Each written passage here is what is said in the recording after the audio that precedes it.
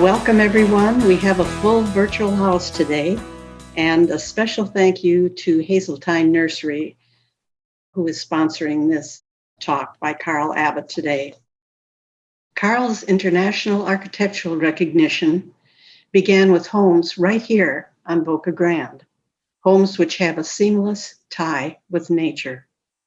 They are among the most highly awarded in Florida and the Caribbean. Carl received his master's from Yale under the architect Paul Rudolph.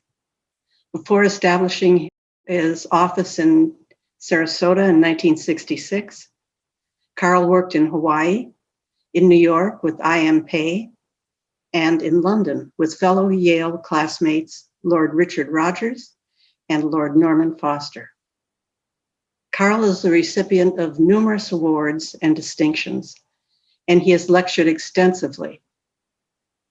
He taught at a number of universities, including Harvard's Graduate School of Design. Carl's the last member of the Sarasota School of Architecture. The recent Sarasota Mod 2020 celebration was focused on Carl's architecture. A book has been published on his work, Informed by the Land. It's with great pleasure that I introduce to you the architect, Carl Abbott. Carl? Yale, Sarasota School of Architecture, the Sarasota School of Architecture of the 50s, 1950s, and how this movement through Yale has informed the architecture of the modern world. Very tiny cottage on Sanibel, done by Paul Rudolph in the 40s. Very important building. A building finished very recently by a Rudolph student at Yale, Lord Norman Foster. It's at Beijing Airport, which many of you have been to, I'm sure. Thank you for having me. I'm very honored to again speak to your organization. As you know, many of you know, I love to speak about architecture, modern architecture, and I love to have a dialogue, which I hope we can have either later today with this program or at some other point, some other time, if you wish to call me, whatever. One of the things I want to say about modern architecture is this, is when one speaks about any modern art, modern architecture, modern painting, sculpture, whatever, is you sort of assume that you wipe the table clean. There's nothing there. You're starting totally from the new, from scratch, as it were. That's not the way I see the world of modern world at all.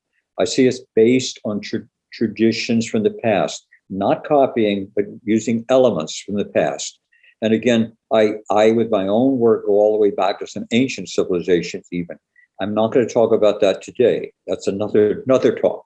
But what I would like to talk about is a bit, very, very quickly here, what modern architecture is and a bit of the history of modern architecture. This, many of you may not think of this as a modern building. Everybody knows the Eiffel Tower. It was done around the 1880s. This is one of the first modern buildings in my mind. The next is the Crystal Palace.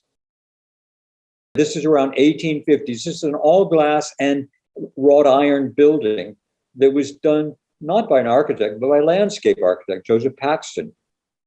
And the Eiffel Tower was not done by an architect. It was done by an engineer, Gustav Eiffel.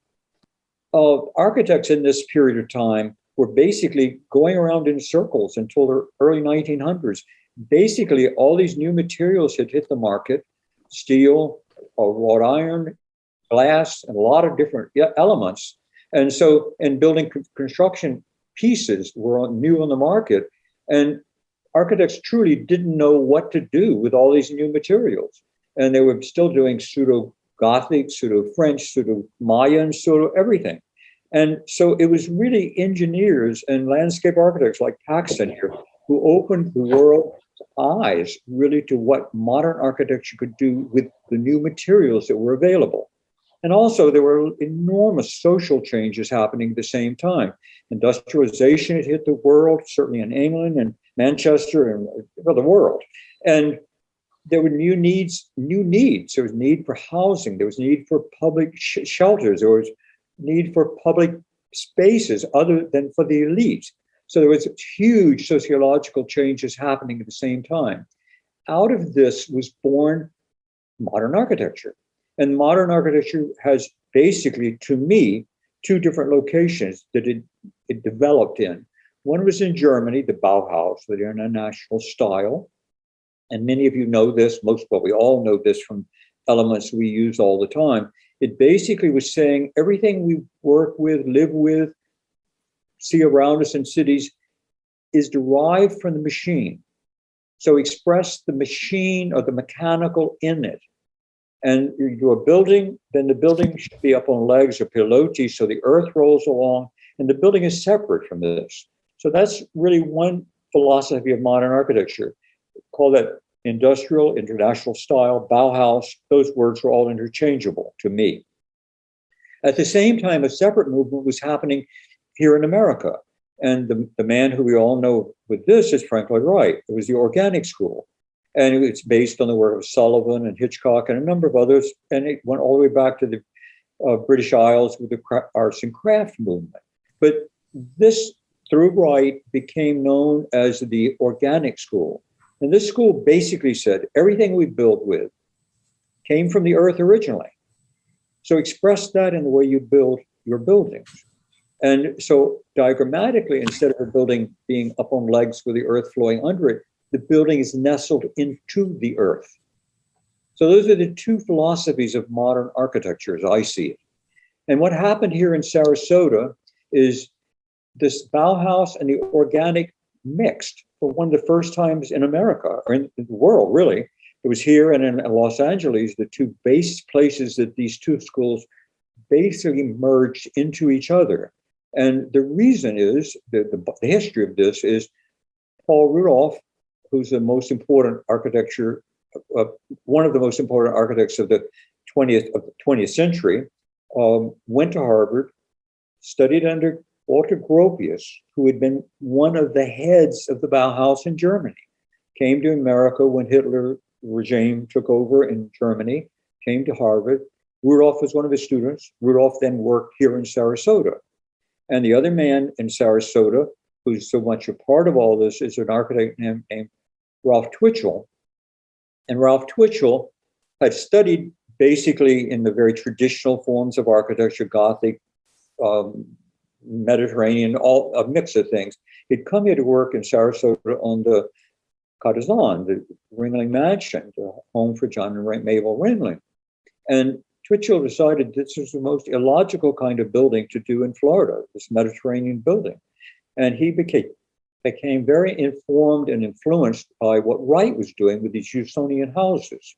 So the Sarasota School was really a mixture of these two, Twitchell and Rudolph. Twitchell at the office, Rudolph joined him, they became partners. These two philosophies of architecture really started melding, where you have the organic and the international style of Bauhaus mixing as well. This is the book, this an MIT press. It talks about the period going from this, when the Sarasota School, and again, this was not a school building or a place to go to. It was a group of very talented young people. And it wasn't just men. There were some women in the group, architects. So it's 41 to around 60s, and I say it's still going on in so many ways. I'm the bottom guy on the list, if you see right there, and the top guy is Ralph Twitchell, who I mentioned earlier. A number of different people. I'm not going to show you slides. We don't have time to go into all the different guys here, but I'd like to show you some work of some of the people. This is, again, back to Paul Rudolph, one of my favorite projects of all of Rudolph's work, with all the high rises, the major public buildings that Rudolph did, which, as an aside, I'm going to be mainly showing you public buildings when we get to the work past Yale itself. But this, I said to Mr. Rudolph one time, Paul Rudolph once, I said, this is my favorite volume of buildings. He said, oh, no, it's not my best. I said, I disagree. He says, no, it's not my best. Anyway, it's my best. For me, it's my best of all of Rudolph's wonderful work. It's a house on Casey Key, the island just north of you guys on, well, several north of you guys on Boca Grande.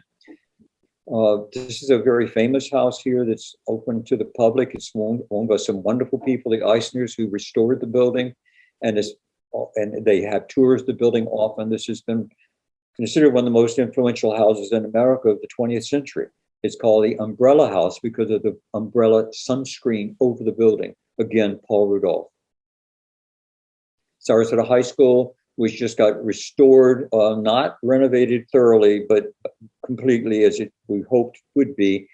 Again, an important building, and it's a building that's back still alive here in Sarasota. In the 1960s and 70s, this was considered one of the most important modern American buildings, whole country. People were coming here from all over the world to see this building. Philip Hiss was not an architect, but a developer and one of the main guys who made this whole school all happen. This is one of his projects.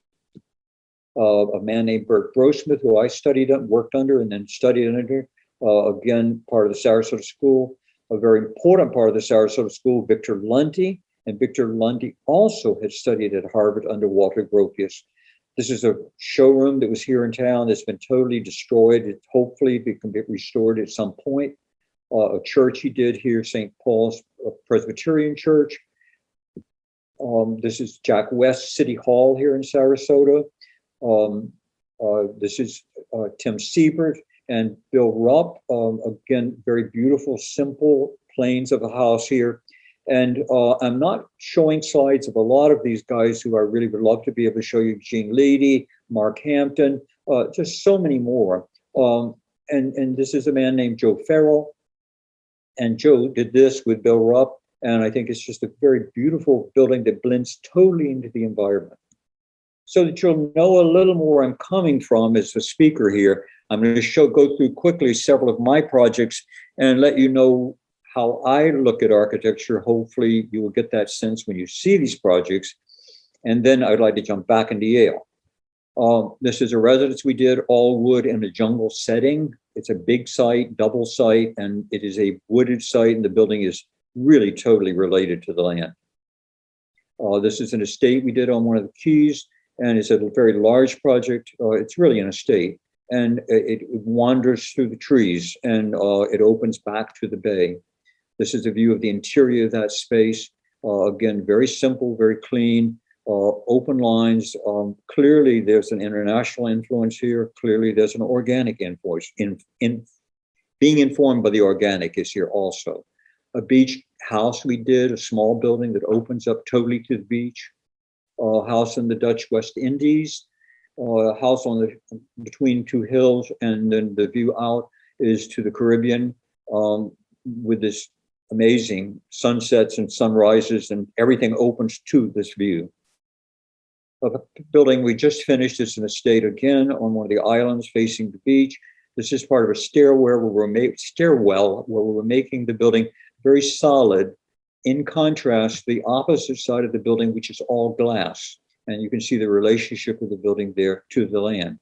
Now, let me get off of my work. I'd like to talk about Yale.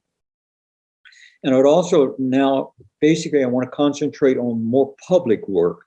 The Sarasota School basically was small scale. It was residential work, and it was schools, it was churches. So small scale public buildings, but almost always on the intimate scale, not the high rise and mega structure, which you're going to see coming up here. Paul Rudolph went to Yale as chairman of the School of Architecture there in the early 60s, late 50s. And he was there for like 6-7 years. And I was a student under him in his master's class in 62. One of the points of working under Rudolph in his master's class that I think is very significant, he had extremely small classes. They were like 15 students. And he made a real point to keep small classes, and he wanted international class. He wanted half his students from other countries, and he did that. That's very unusual, and it was very unusual even then. Now, this was before the time of the computer, so that we were all doing everything by hand.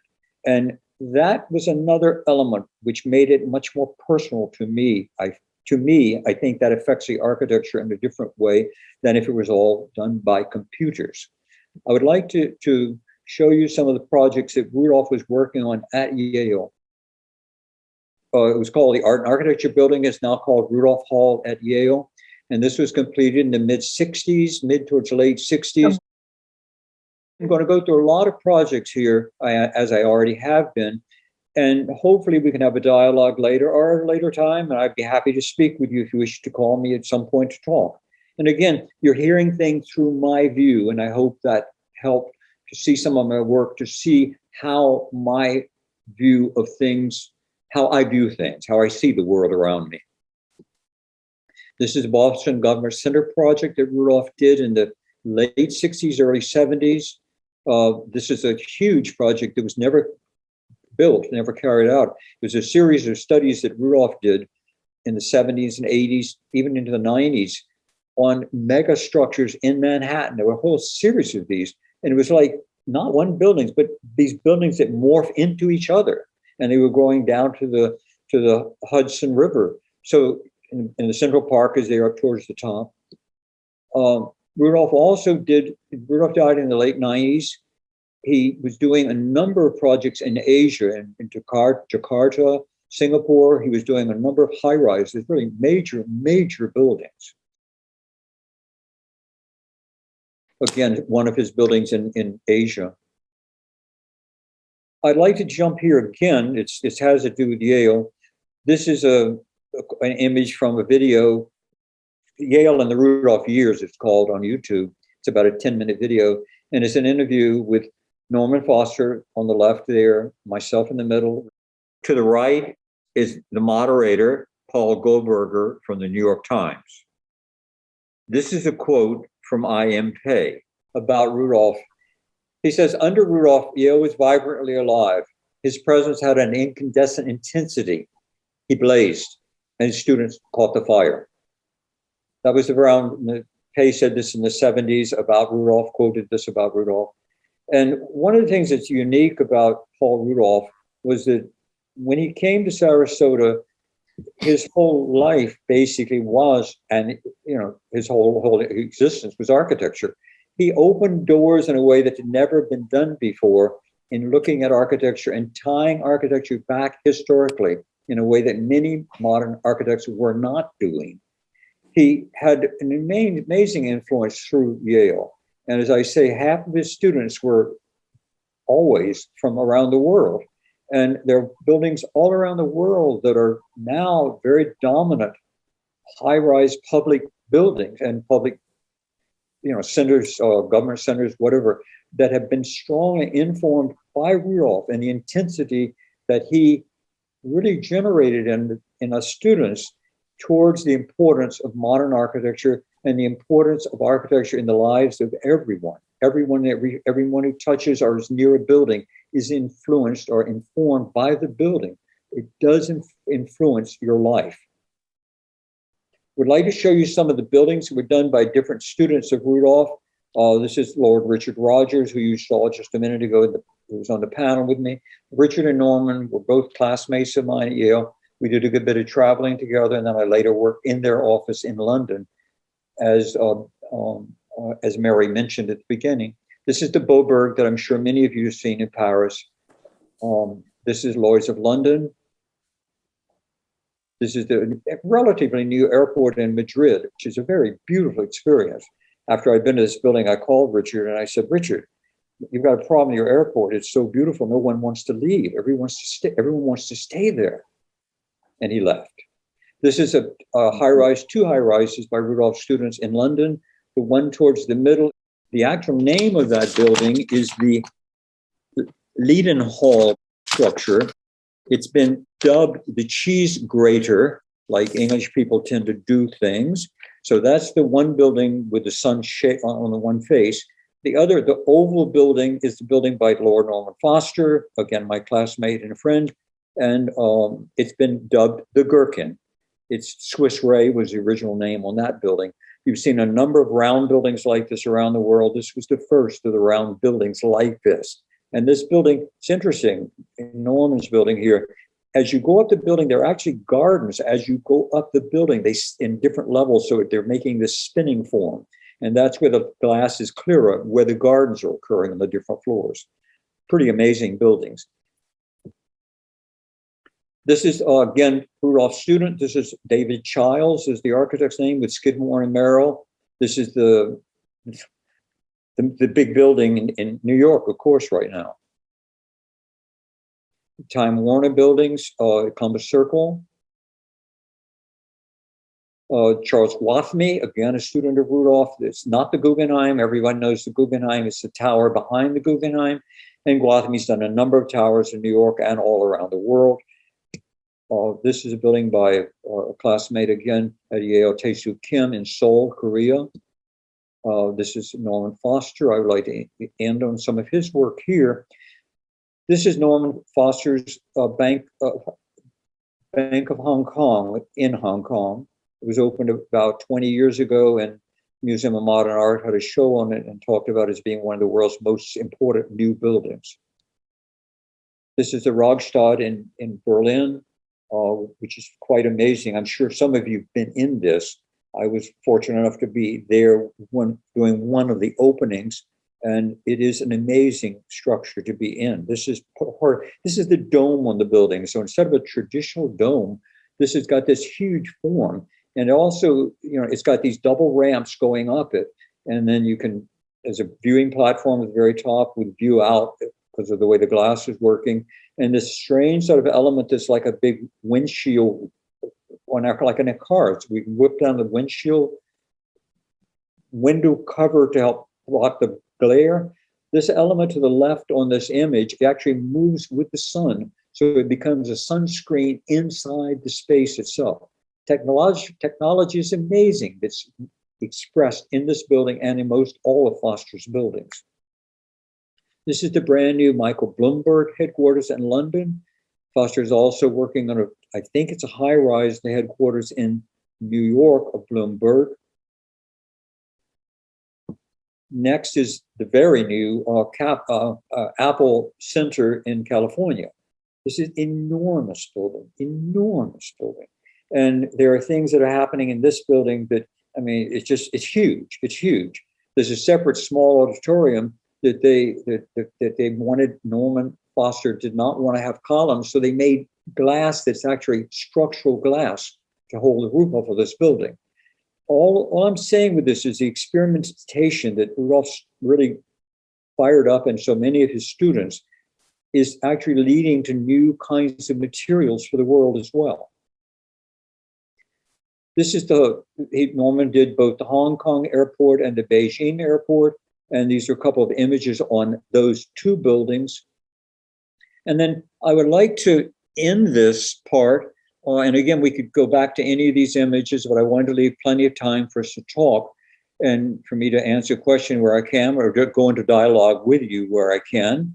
And there are so many architects whose work I'm not including, partly because I don't have good slides. There's a wonderful architect in England named Eldridge Evans, who did a wonderful major reworking of the Tate in St. Ives that many of you may have seen. There's Robert Stern, who was a student of Rudolph doing a very different kind of work. One of the things that I did not say is that one of the things that Rudolph encouraged us as students, he said, I don't want you to be copying what I'm doing. He said, I'm constantly researching and looking at different directions. I don't have a direction. I go many different directions. I want you to explore what works best for you as an architect and as an artist. And Robert Stern is a guy who became dean at Yale for about 10 to 12 years. He just stepped down from that position a year or so ago. And Bob's work is totally different from what Paul Rudolph would be doing, totally different. Another man who many of you may know of, very big in Chicago, is Stanley Tigerman. In Hawaii, my friend Joe Farrell, who I showed an earlier building, he did a number of the major public buildings in Hawaii when he was living out there. And one is the Pacific Trade Center, the other is the Federal Office Building. Between the airport in downtown Honolulu and Waikiki, if you've been in a taxi or driving, you pass Joe's Federal Building, which is quite an amazing building. So there are a lot, and there's Gene Kaneshita in Canada has done some important buildings, public buildings. A lot of people a lot of important architects have come out of the school that Rudolph taught in, and other architects who never studied under him, but who learned from him and learned to open doors the way Rudolph encouraged everyone to do. And then I want to just end on these images and say, well, you just end on the images and let me comment here. When I was last in Norman's office, I was visiting with his family and I went through the office with him. He showed me a model of a building, but I found quite amazing. His firm had gotten the commission from the European Space Agency to design a building on the moon. Thank you. Okay, thank you very much, Carl. Those images were certainly stimulating, and I'm really anxious to hear what people want to know about them. I usually am open to questions as we go along. So it's a new format in some ways for me too. So if I went too fast, I'm sorry, but I can easily repeat. If you have a question about any specific thing, I can try to repeat. All right. Well, we'll take you up on that. Carl, I'm curious, of Rudolph's buildings and of yours, do you have a favorite of each of yours? My favorite of Rudolph's is it's called the Deering beachfront house. That's my favorite building of his, which he disagrees. And Rudolph said to me his favorite house that he had done is a house up in near Jacksonville. I want to say Vero Beach, that's not right, but it's near Jacksonville, and it's the Milo House. And I've been through that. I was through it when it was been under construction in the early 60s, and it is an amazing house. But I love the Deering house. It has this wonderful quality of quietness and calmness, and yet it's this openness to nature, which I love. And that's what I try to do with my work, to have a wall that you can back up against, and yet you're protected, and yet you're totally part of nature. And that building does that. The Deering house does that for me more than most of his work. And how about your own? Oh, mine, I think it's always my next project, Mary. But it is. It is. I have some favorites, but I think my favorite is the one that's coming. Okay? All right. Fair enough. Okay. By the way, was that Deering house ownership connected to the Deering family that built Biscaya? No, not at all. Not at all. The museum in Miami, which is the estate, no, not connected at all. So many people assume that, but it's not. No connection. I knew the Deerings very well because I later did a small house for the Deerings and for Mrs. Deering. And so, again, I talk about that in the book on my work, and I'm not going to do it right now. But anyway, it's an amazing building, the Rudolph Deering house. Well, it's certainly visually incredible, beautiful. It is. Okay, we've got a question from David Futch. Hello, Mr. Abbott. This was a great show. The buildings are incredible. They seem impossible sometimes.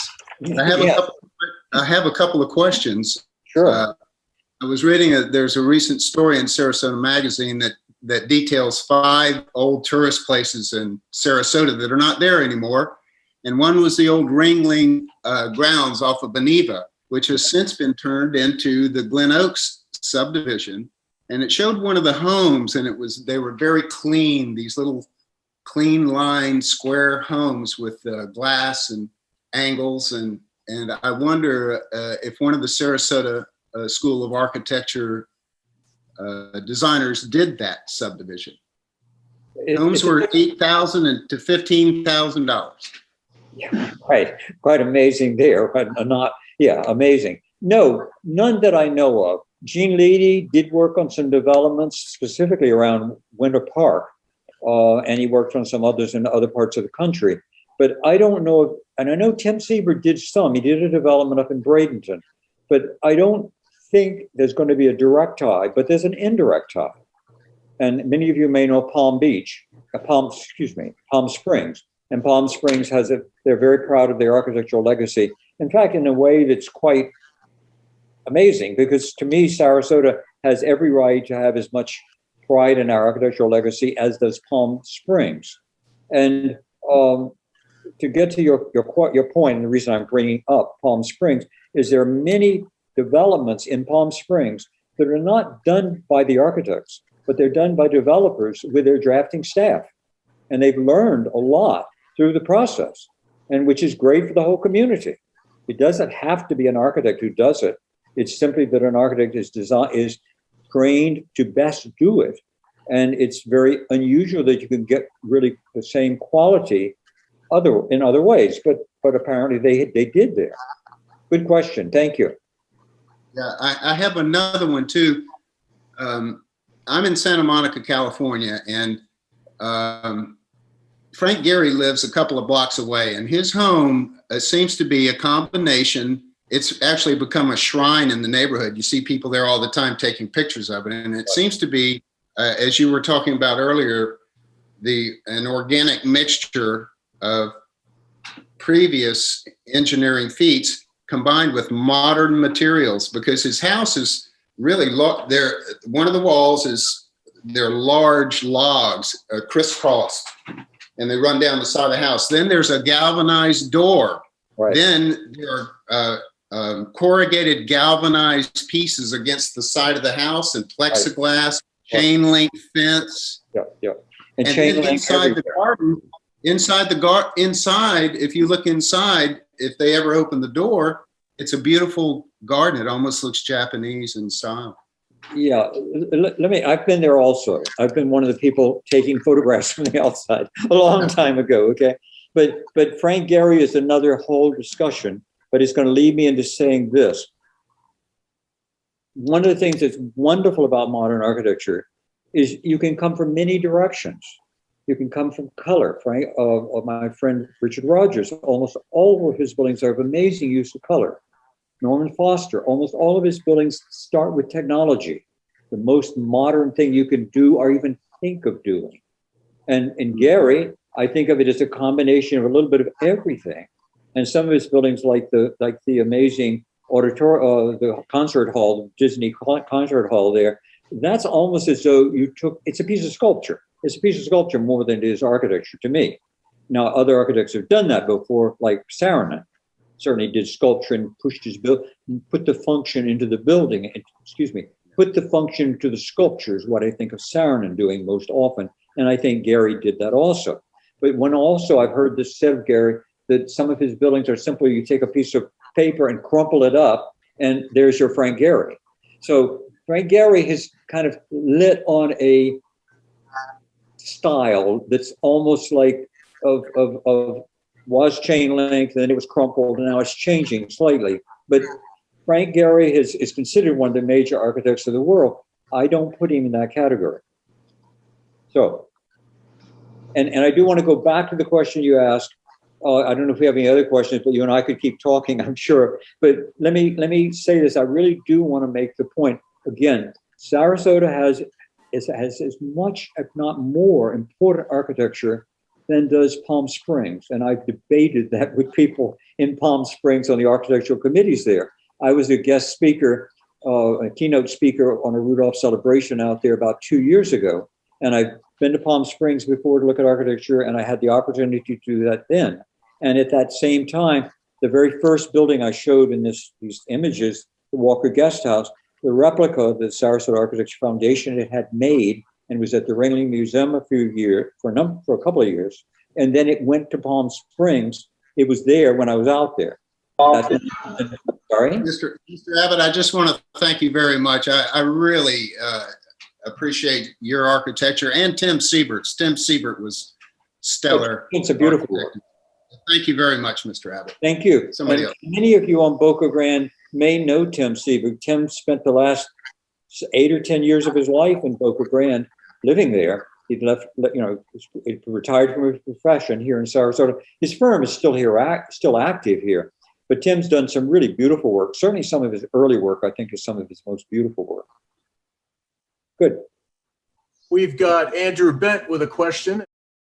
Yes, so thank you very much for the presentation. I gather that the Sarasota School that the Sarasota School itself has sort of run its course, but I'm thinking in residential architecture, what you consider to be the most vibrant or alive current trends that, if they're not the Sarasota School, they're the successors.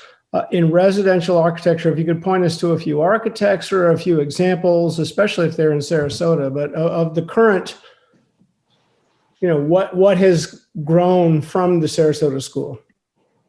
Yeah, that's a big question. It's a good question, but it's a big question.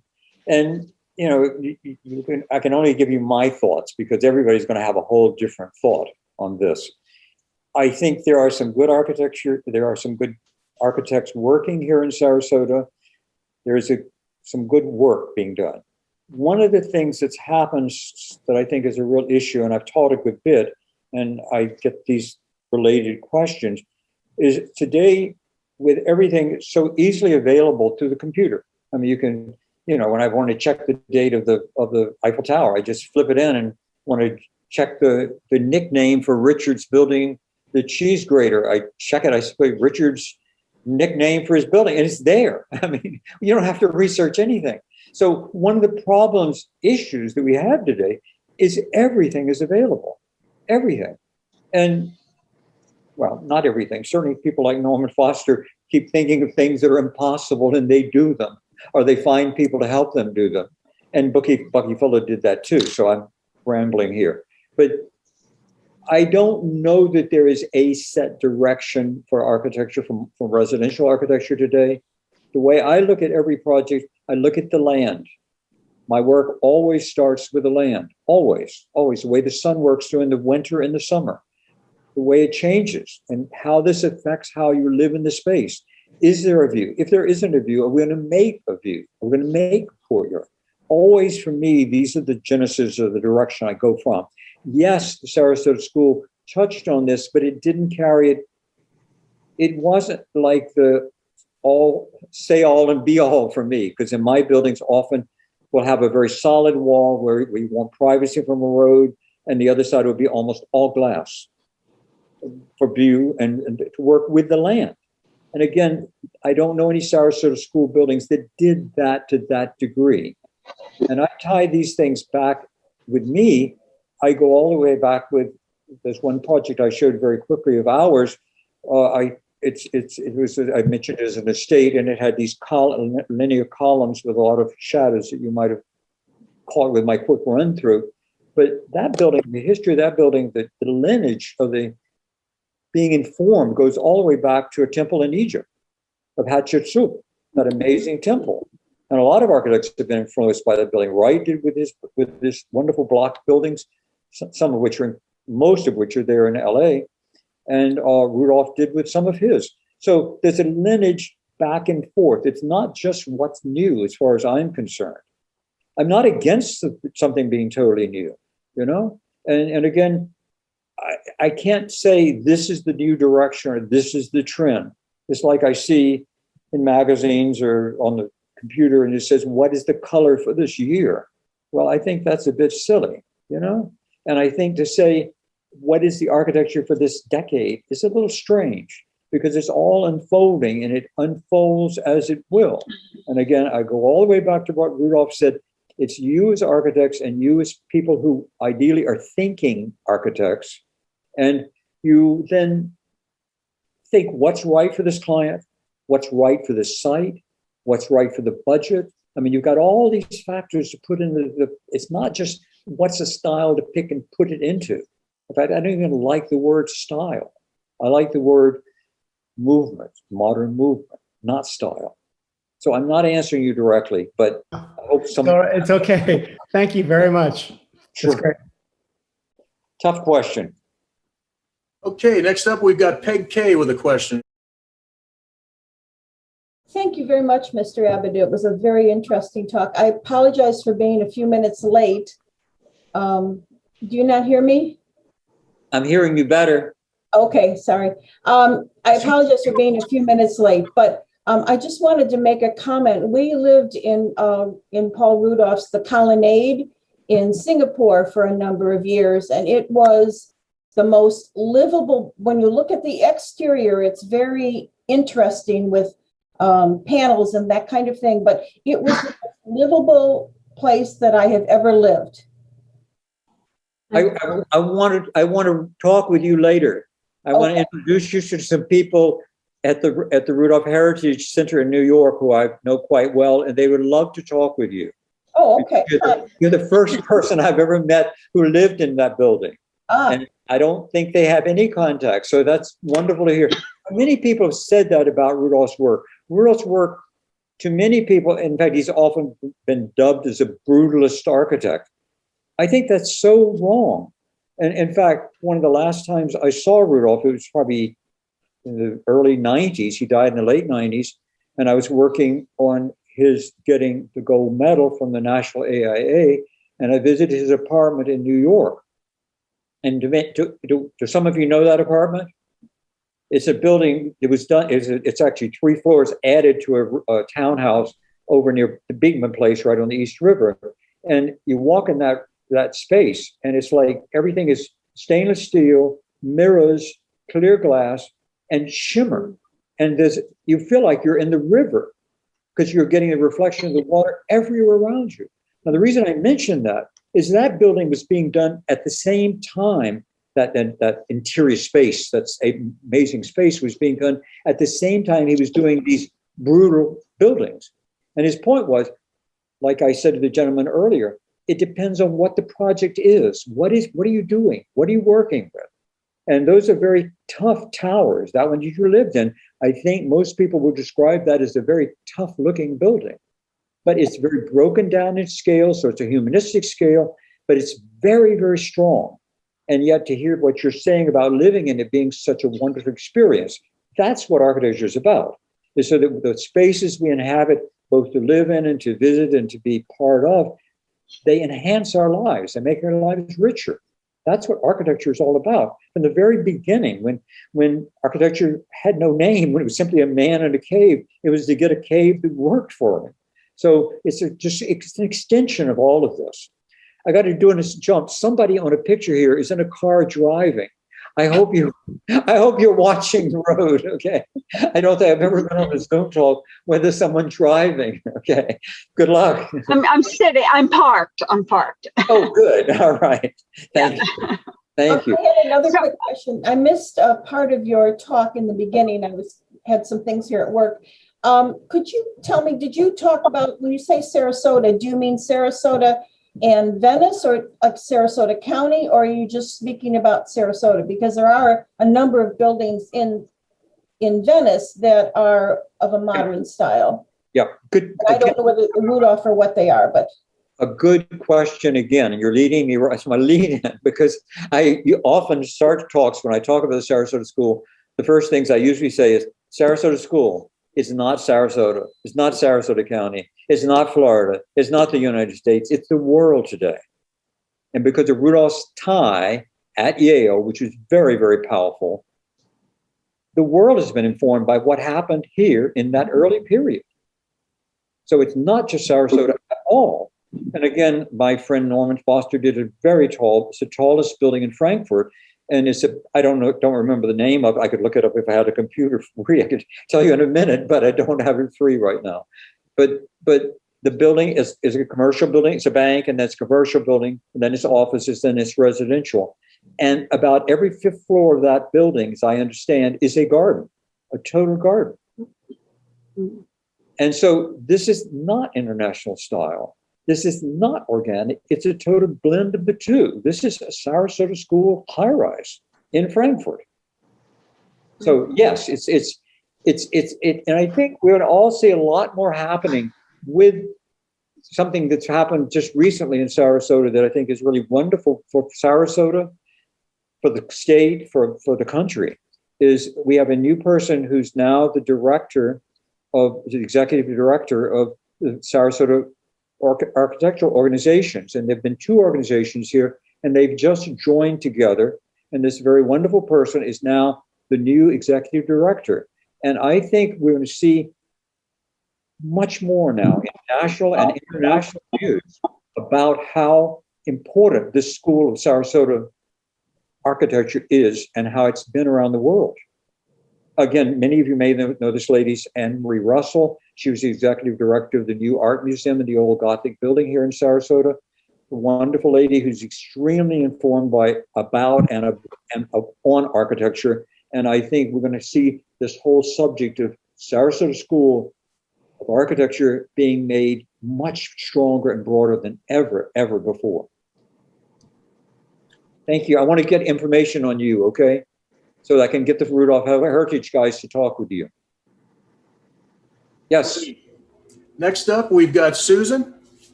Hi, Carl. Can you hear me? It's Susan Grant Lewin. I used to write about you at Yes. House Beautiful. How Yes. are you? How are you? I'm great. I'm good. I do PR for architects now.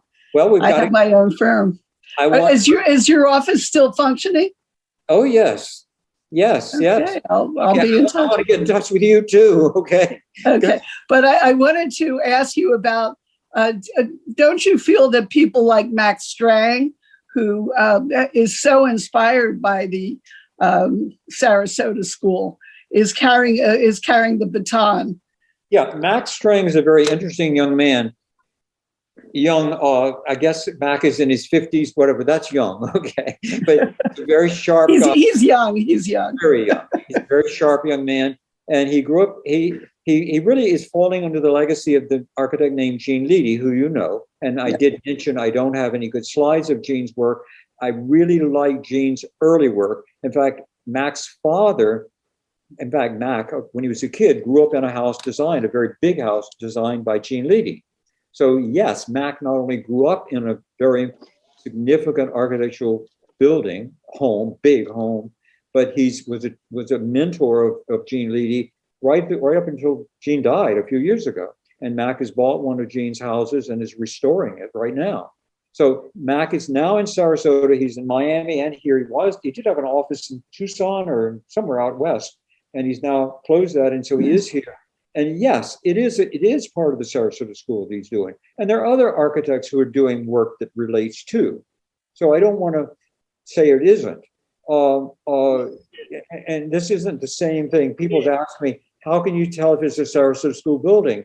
And I say, well, I can't tell you that, but I can tell you some clues on whether the building is more international style or more Bauhaus style or organic. And the answer is, if the building is white, it's almost certainly more influenced by the international style, where it's man-made looking. Whereas the white organic world, everything would be an off-white. And I've never done a white building.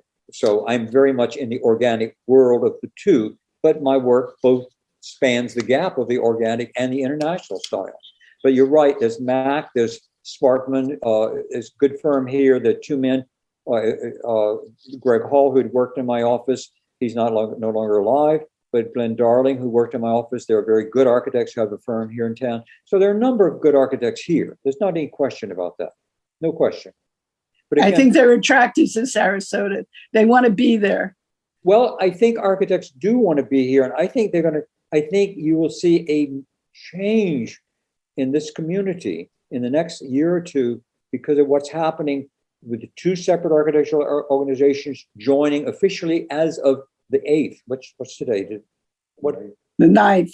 As of yesterday, the two organizations join and have the first executive director, who's a lady who's bustling with energy and ability.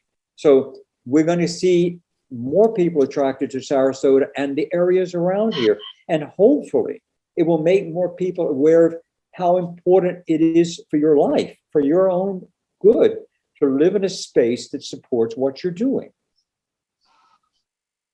Fantastic. Thank you. I wanted to get in touch with you, okay? Yeah, I'll be in touch. Good, thank you. Any other questions or comments? Yes, Carl, we've got up next is Jane Young. Hi, Jane. Hi, Carl. You're the by way, lady in the looking car. forward- You're the Yes, lady in the car. I'm the lady in the car, sitting in the shade, waiting for my doctor's appointment. Looking forward to seeing you tomorrow for a tour of your sculpture work. Yes. But today I have two questions. One has to do with, given the preeminence of many of the architects you mentioned today, and I loved your presentation. Please do another one.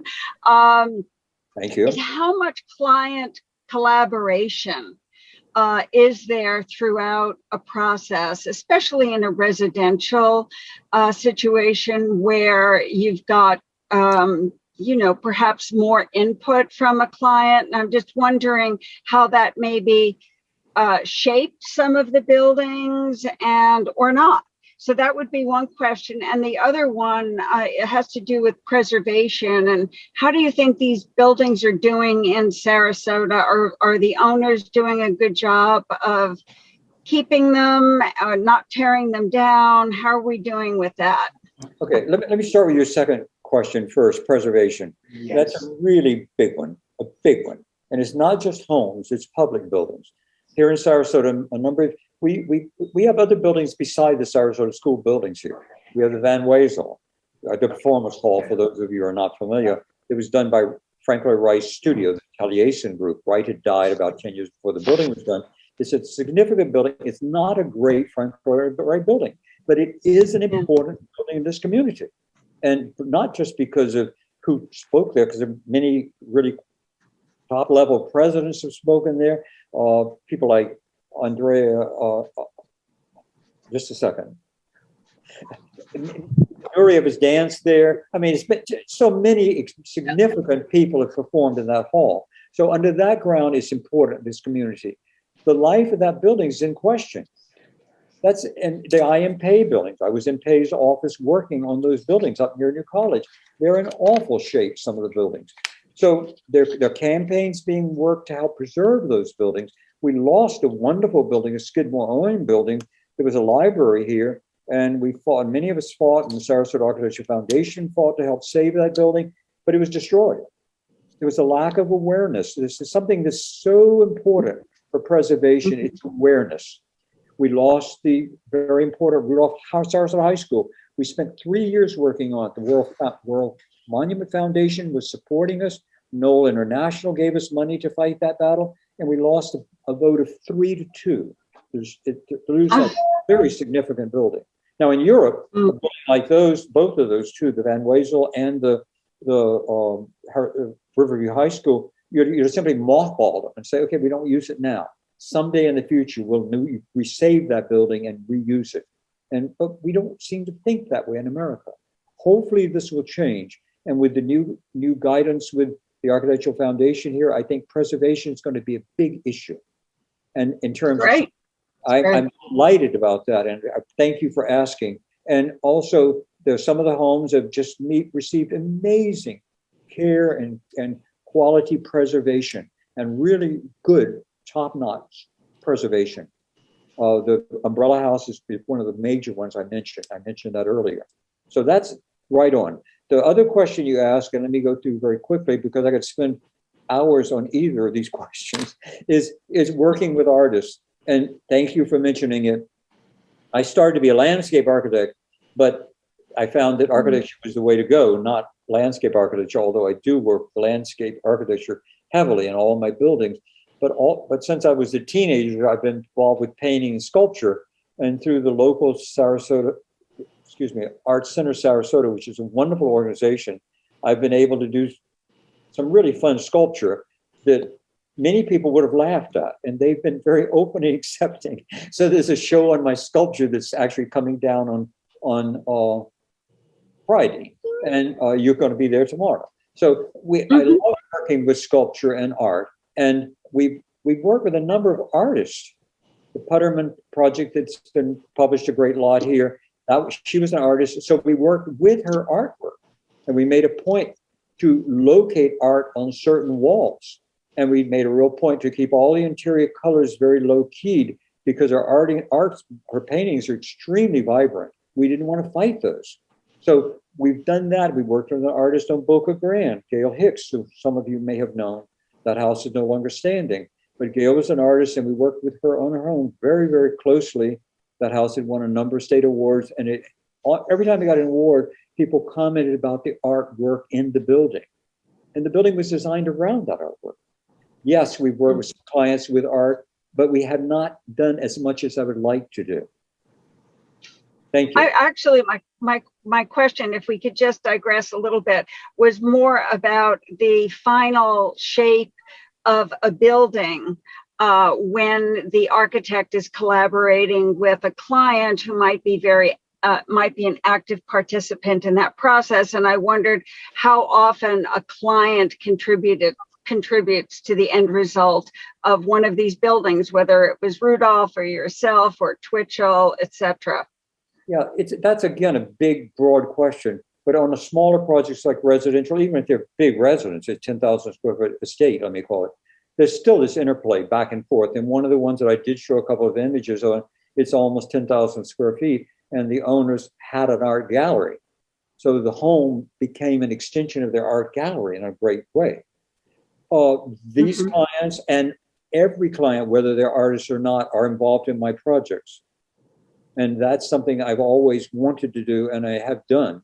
And I've got to do an aside from that. One of the things at Yale, when we were there so long ago, but I remember it so well, Vincent Scully, the architectural historian, said, Rudolph and Louis Kahn would probably never again get projects at Yale. And that was a period in the 60s and 70s when Yale was having a lot of really amazing, important modern buildings done. And we asked, why, Mr. Scully? Why would they not buy Rudolph back? He said, because Rudolph asked too many questions. Louis Kahn asked too many questions. He wants the architect to be totally involved. Excuse me. He wants the architect and the client to be totally hands in hand through the whole design process. So I like to work with clients in the project. Now you get a strange thing happen. It's not this, because I talked with my friend Norman Foster, who's done some of these amazing international public buildings. And in those, they pay you $50,000, whatever, to enter the competition. They have a invited group, 5 architects from around the world. And each architect who's entering this final submission will probably spend at least twice that amount of money to get that project. And I asked, yeah, it's bizarre. And I asked my friend Norman, well, what do you do? You didn't have the interview with the client. You didn't have all these input for the design process that you normally would have, and that you then presented your scheme through. And his comment was, you don't what I understood him to say is you don't have the same close contact, but you have a pretty good written description of what the building is going to be and how it's going to function. And you have a chance to ask a lot of questions. But the odds are if you win the building, the competition, you've got to keep going. You got to keep going with the design. You can't start over. So there are good points and bad parts about projects. So, but thank you. I'd love to have a client involved all the way through. Great, thank you. Sure, thank you. Carl, up next we have John, and just to give you a little heads up, we currently have 3 other questions in the queue behind him. John, if you will. Thanks very much. Is John Chapman, Mr. Abbott, phoning from the UK? Can you hear me? I don't see you, but I hear you. Yeah, sorry, my camera is not working. Oh, no wonder I don't see you. Okay, go ahead, please. Sorry. Just to say, I work at City Hall in London. It's another famous Norman Foster building by your friend. My question, it's about the renowned Yale Art and Architecture building, or Rudolph Hall as it's now known. It's known for having a rather complex interior arranged over multiple split-level floors. Were you studying at Yale when it opened? And if so, what did you think of it as a functional building? Did it work for the students and others who used it? Again, a big question. When I was at Yale in '60, that building was coming out of the ground. It was not even above the basement levels.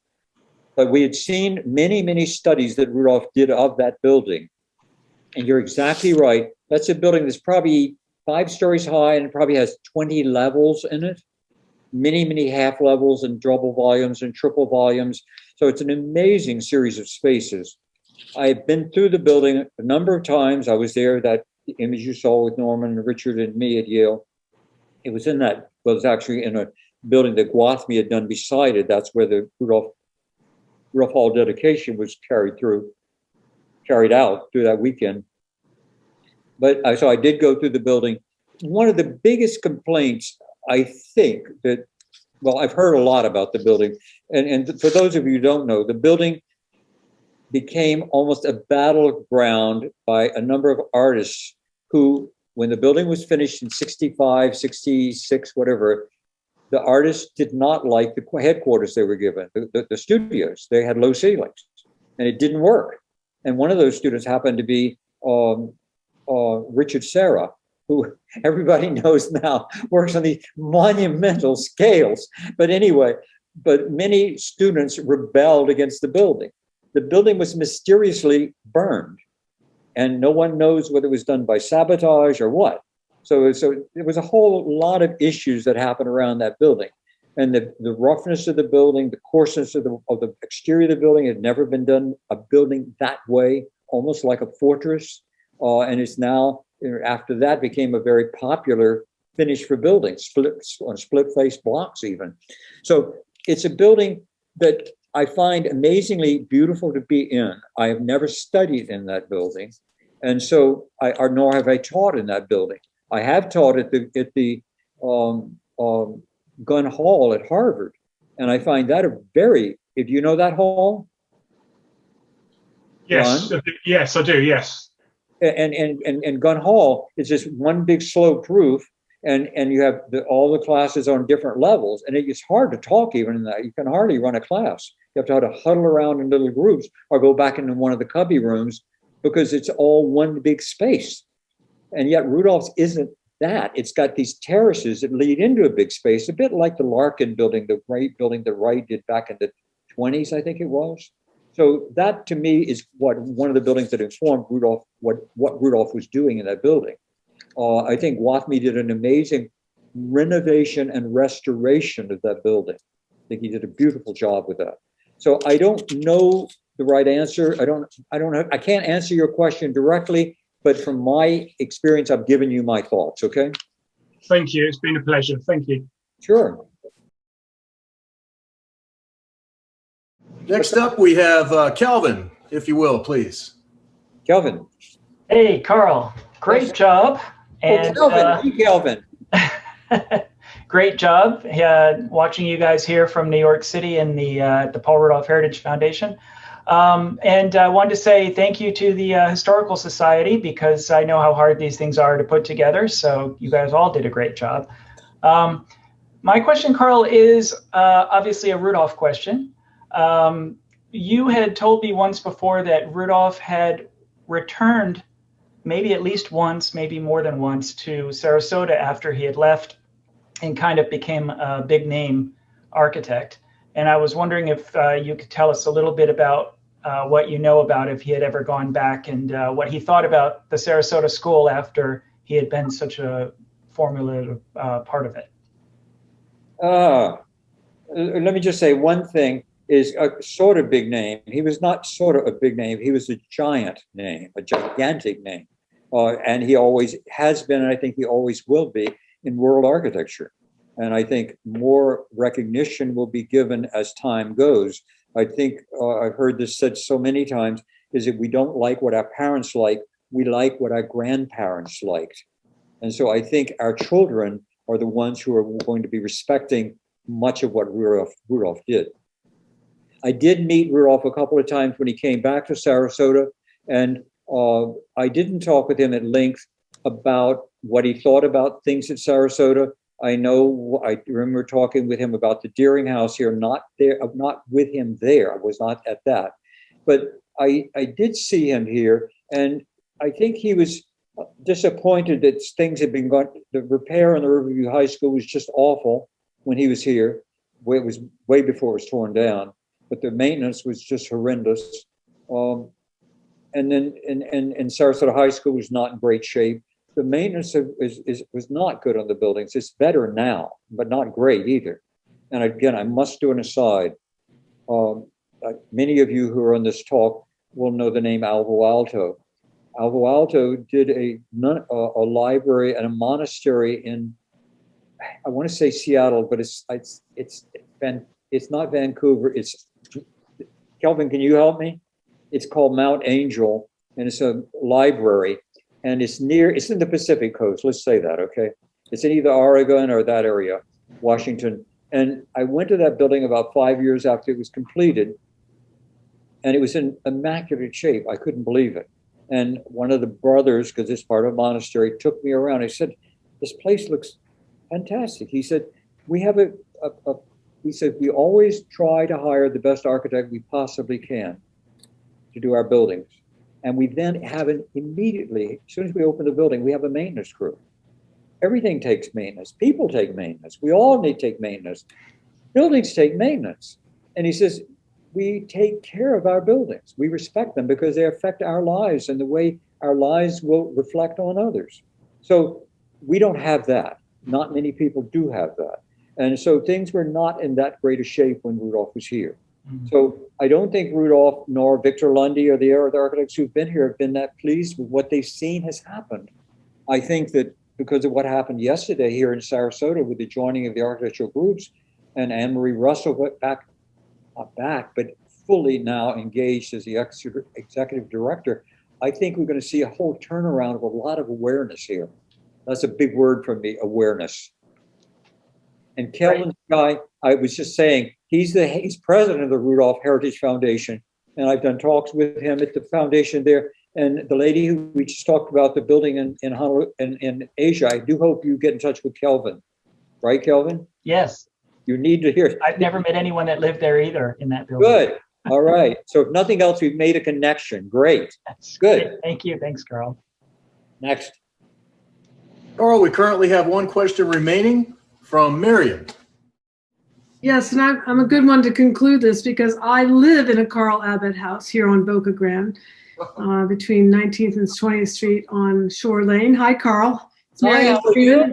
I haven't seen you in so long. I know. It's been a couple of years. We love it every single day. And I'm sitting out here looking out over the water, and we rejoice in this space, and the house is just perfect for us. So anyone would like to see it, they just give me a call, and we're happy to show you.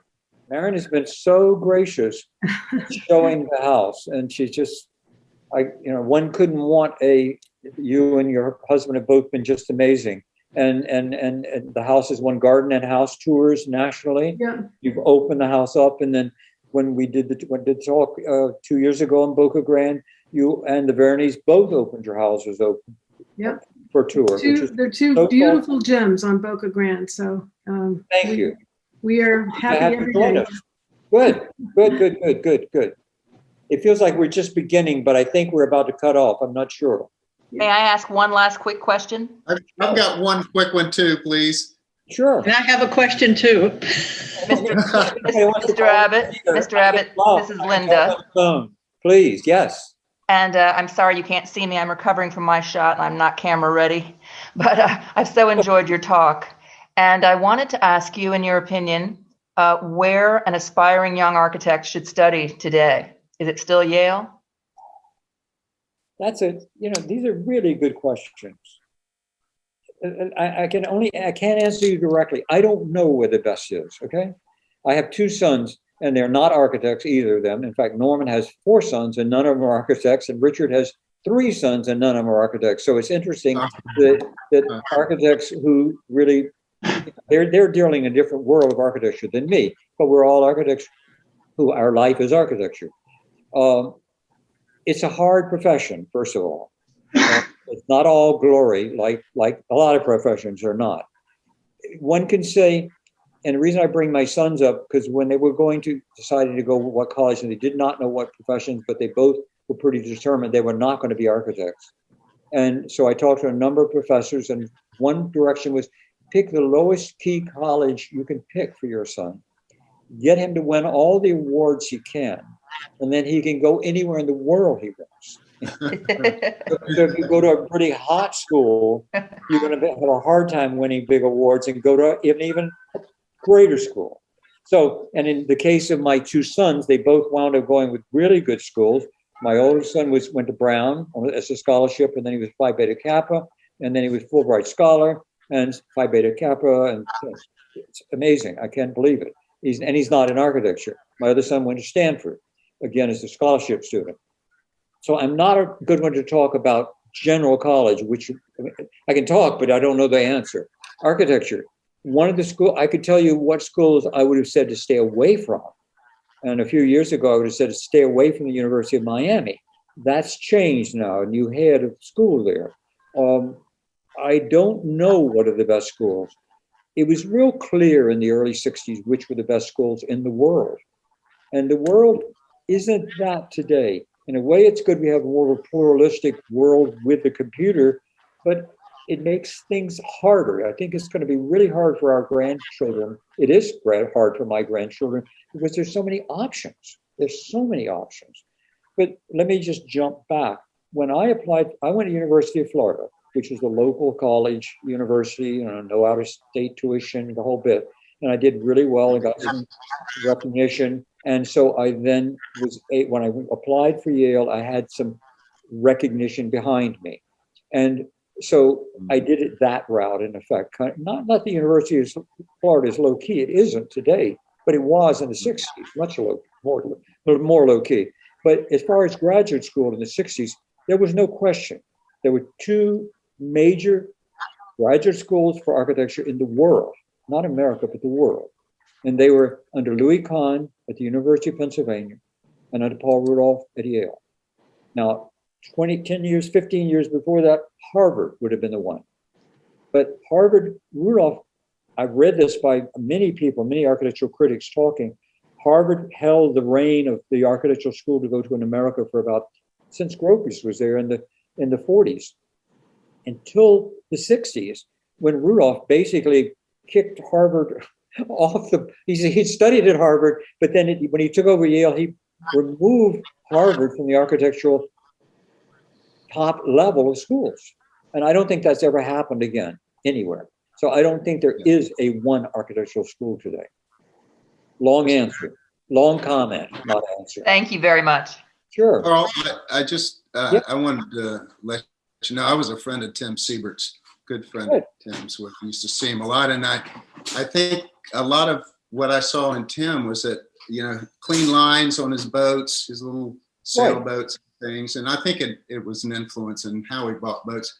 But the question I really had is, a friend of mine owned a home down in the Oyster Creek area, and the back side of it had about 100-degree view or 80-degree view. It was all glass but it was semicircular almost, and it looked over the pool. And I was curious, who designed those homes down in Oyster Creek? Oyster Bay. Oyster Bay. I'm sorry. No, I don't know. I know Tim. Tim did a lot of work. I don't know all of his projects at all. But when you mentioned his early, his boats and things, the buildings that I remember when I first came to Sarasota, going to a party at Tim, and I can't remember his wife's name, but I remember her. Lynn Siebert. Lynn. It was first. His first one? Yes. Oh, I didn't know her. Well, any case, but it was Tim's. I went to Tim's house, and it was absolutely beautiful. It's just simple, two rectangles, and between the two rectangles was this cage, a screened cage, and it was a garden. So everything opened into this. It was so beautiful, it was so functional, and so livable. But that's what I think of as the best of Siebert's work, is early work. And the building I showed you a photograph, I think, is a really nice building of Tim's. And that was and also Bill Rupp was involved in that. Any other questions anyone had? Sure. I'm wondering if Bob Shipley is still with us. He's the Dean of Architecture, I think, at the University of Buffalo, a friend of one of our board members. He is, thank you. Oh, okay. Carl, I enjoyed your answer to the best school of architecture. It's to me, I get asked that often and have my own opinions, of course, but I think almost always I answer with "it depends." There is such a range of choices and such a range of value for cost propositions. Exactly. And what is the value of the network versus what is the value and quality of the education versus, and you go down the list, but you can begin to see that reputational element carries a lot of weight, but you pay dearly for it. You can learn as much or better in schools beyond that sort of Ivy League class and still generate extraordinary architects who go on to graduate programs in the Ivy League, which is one of our fortes. Right. No, I totally agree with you. And again, there have been schools in the past, like University of Georgia, Georgia Tech was an engineering architecture school. Yeah. University of Florida, when I went, was more of an art-directed school of architecture. And there are many directions in schools. And as you just said, there are so many other factors than just the name of the school. There's a social element of the school. It's just so many factors, many factors. I remember puzzling over where I should study architecture. And I was from rural Oregon at the time. I did know Alto's library, by the way, and you had it right. It is Northern Oregon. But Oregon, yes. But the choices that, as presented to me, were I could go to San Luis Obispo at University of California and learn how to build a building. Yeah. I could go to Berkeley and learn how to critique the building that the folks from Cal Poly built. Or I could go to the University of Oregon, where I would be able to do both. So I'm a proud graduate of the University of Oregon. Good, thank you. Good for your input. Good. Carl, you've mentioned several architects whose early work you admire more than anything that they did later in life. Anything to draw from that? Good. A good question again. I don't know the answer to that. I think in my own case, I think the buildings I'm doing now are the best buildings I've ever done. You didn't ask that, but I think they are. And I've had people tell me that whose opinion I really respect. They would tell me otherwise. I think I would quit if I felt I'm going backwards. But I think there's a point in architecture.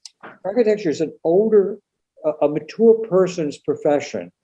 I think it's an exception that you get a really young architect who does a mature building. But I think it's not unusual to get a mature architect do a very mature building. And by mature, I don't mean boring and stuffy or whatever. I mean exuberant, full of life, and you know, full of the beauty of the world that you want architecture to explore and be part of. I don't know the answer there. I think of Corbusier, I think of Mies van der Rohe, Wright, of course. They did work that was alive and brilliant all their life. So I can't answer that. I really can't say why, but the things I mentioned Tim Siebert specifically and Jean Leedy, I like their early work better. I do in those two cases, and I really do like their early work best. And I've told them both that, as I told Rudolph that about that house.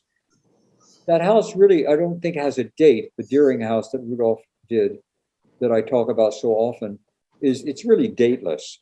So I don't think it had anything to do with when it was done. I think it's having to do with that he felt his newer work was better than his older work. Do you think it has something to do with working with corporations as opposed to clients, individual clients, as they go corporate in their? I don't know the answer to that. I do know that we're in kind of a strange world right now with the technology and the communication levels that we have these what they've been dubbed as star architects, which is Norman Foster, Richard Rogers, Gary, this whole group. And they're put in a really tight position, I think, a really tough position, because if they do something slightly ajar, they are raked. They're raked across the coals and they're slaughtered by everything. So they don't have the ability to explore as much as, in most cases, as I think you would want them to have. And so it's and when I say that, I think of Bucky Fuller. And again, I studied under Bucky Fuller for a short while at the University of Florida. But Buckminster Fuller was a guy whose eyes were wide open to the whole world. And he died in his late 90s, I think. And he was just this man who was like eternally youthful and evolving. So I think that's one of the goals. And I've heard that, like conductors, orchestra conductors, architects should live for a long, long time and be very active. Carl, we had a question from April, and then we also had Pam Heilman. That the April I know? Yeah, hi, Carl. I just wanted to say hi. April worked in my office a long time ago, and she's become a professor, an architect, and a professor of architecture. Right, April? That's what I wanted to say. I worked for you as an art student, and you inspired me to become an architect, and I teach architecture at an HBCU in Texas. Right. And I wanted Actually, to that's say- right. April was a student at Ringling College of Art, not an architectural student. So we had a lot of architectural students work with me, a lot of architects work with me, archaeologists work with me. So we've had a whole mixed bag of people in the office, which have been wonderful. So nice to see you. Thank you for joining us. Yes, thank you. Good. I could ask a quick question for you. For you and for the rest of the guys from Yale, how important was the relationship that you had with your contractor and your engineer in terms of working, experimenting with materials? Well, that's again another heavy, good question. And I just received a great honor. My firm was awarded, as was mentioned in the introduction, the MOD celebration here in Sarasota. One of the things I said when I was given the award is, I'm honored to get the award. However, an architect never works alone. An architect has structural engineers, he has acoustical engineers, he has civil engineers, he has air conditioning engineers, he has draftsmen, he has masses of people. And of course, you have a client. You and the client are the ones running this. So it's a teamwork always. And we always, again, for the last 30 years, with every project, if it's a small building or if it's a large project, these large residential jobs, or when the churches, or even the school that we did, the Pine View School that we did here, which is a big project, 50 some odd acre site. With those projects, we try to get with a contractor early and get them to help us with some thoughts on pricing of the project, and on private commercial projects, on residential projects. We encourage an owner, with our help direction, to pick a contractor early. And while we're designing, we meet on a regular basis with that contractor to price things as we go along. Architects are not the one to price a job. You really need to have someone who can do that. In England, they have quantity surveyors, QSs, I get you all. But we don't have that in this country. And I'm saying you pay the contractor a certain amount of money to be part of the design, construction, costing team. And if you owner stays with that contractor when the building is being built, that money then applies towards the fee, contractor's fee. If the owner decides not to go with that contractor, the contractor keeps that fee because he's earned it on helping you direct the project. It's so important that it's a teamwork, and it is a teamwork always with architecture. I have a question now. Can you hear me? I don't see, but I hear you. Yes, my name is Bain Stevenson. I graduated from Yale in 1968 and moved to Vermont. You missed me. Who was head there? Excuse me. BB? No, I graduated from Yale College, not the School of Architecture. Excuse me, I beg your pardon. Sorry, Right. Go ahead. Right. Kim and Brewster was there. And then, but anyway, I got to know Roger Kenna and Don Metz and Dave Sellers.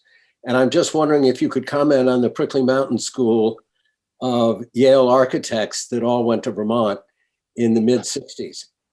Yeah, that was actually after me.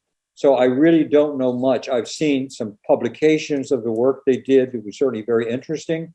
That was the head of the School of Architecture right after Rudolph was Charles Moore, not the great Henry Moore, sculptor. This was Charles Moore, who was really a totally different direction from from the direction which Rudolph had been going with architecture. So there were a lot of things brewing in the School of Architecture around 60. Kelvin could help me with this. Around 65, 66, when Rudolph left, there were many other directions going. Many of them were having to do with postmodernism, which had to do with basically forgetting any tie to history and just throwing everything at the project. And so I think there was some times that were very, very negative that happened after Rudolph left Yale. And again, I don't know that much about the guys you're talking about, so I'm not really going to answer you. Can't help you. Carl, Liz Verney, I just wanted to say hi. Hi, Liz. Great lecture. And I have the great fortune of living in the other Carl Abbott house on Boca Grande. Thank Every you. day we find something new we love about it. The best light. Thank you. Thank you. Fabulous house. Again, another wonderful person to have owning one of my buildings. I'm so honored. Thank you. Thank you. Sure. Good. And again, this was meant to be a discussion and a dialogue and an opening of a door. And again, I am open to talk. So if you want to give me a call and we can set up a time, we can just talk. I mean, I am busy and I am doing sculpture as well as architecture a good bit now, but I do love talking about architecture, and I have a direction of architecture that I feel strongly about, directions of architecture I feel strongly about, and I'm very open to sharing those. Very open. Do you have a phone number that we can use? Sure. 941 351 5016. And may I give you my email?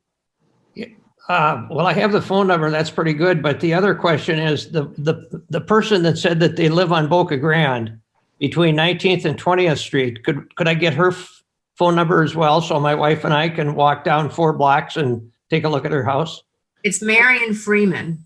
Well, I'm going to let you guys sort connections here because I don't want to open privacies here. So, but again, they've been so wonderful, both you two on Boca Grande. I don't want you to be mobbed here, but I want, people could make appointments or whatever. So that's great. Thank you. Carl, I think we've got to get a copy of your book for either the Historical Society or the Boca Grande Library. Okay, we will. And people can see the wide range of your work. I think you featured 25 incredibly beautiful houses. I think it's something, and so let me just say this since you've answered it, is one of the things that because of the world we're all in today, and hopefully most of us are getting our vaccinations, but in any case, I know some of you are far too young, but some of you maybe you're not like me. But anyway, because of the world we're in with the pandemic, Sarasota Mod normally has been a weekend in which the work of an architect is celebrated. And Tim Sievert's was celebrated several years ago. Or Rudolph's work has been celebrated with a Mod weekend in November. And then Victor Lundy. So it's the 4th or 5th person to have his work honored. And it's a great, great honor. November happened. And since we're in the pandemic, you really couldn't go into houses.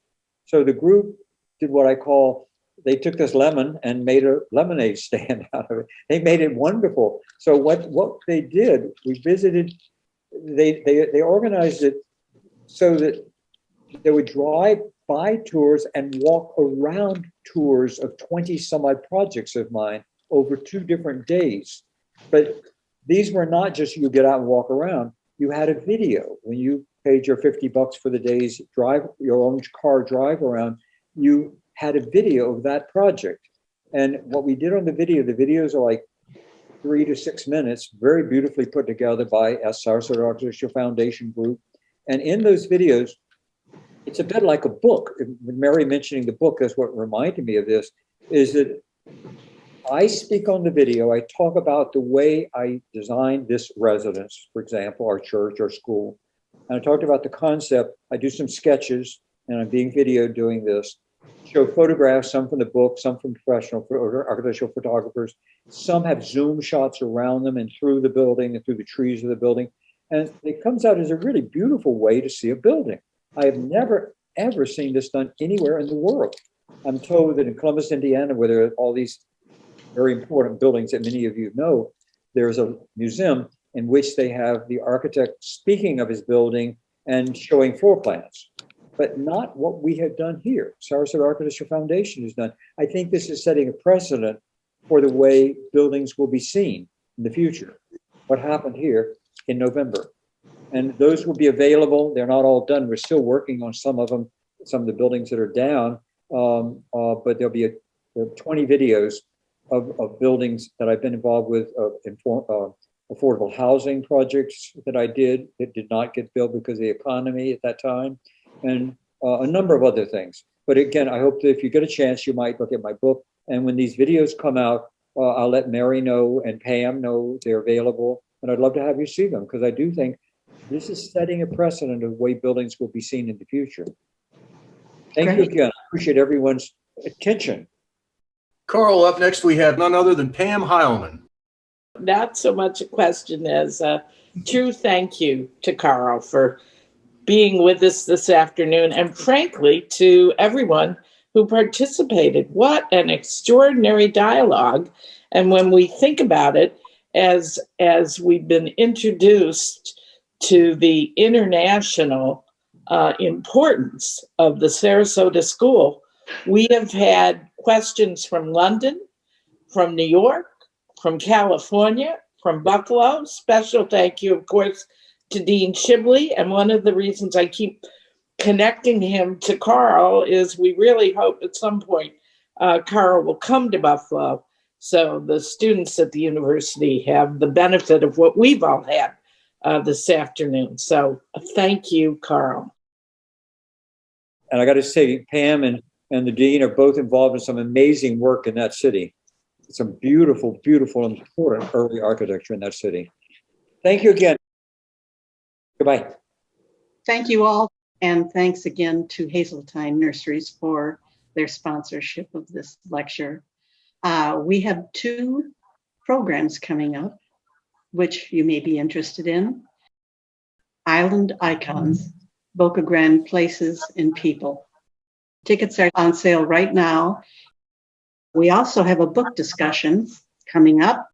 This is the story of Henry Flagler's Overseas Highway from the Florida Peninsula to Key West. It's a very slight book, but a page turner. And everyone that I've talked to who's read it has really recommended it highly. So please join us March 16th at 4 o'clock for Last Train to Paradise. I think that your time spent will be rewarded. If you would like to become a member of the Boca Grande Historical Society, we have different types of membership.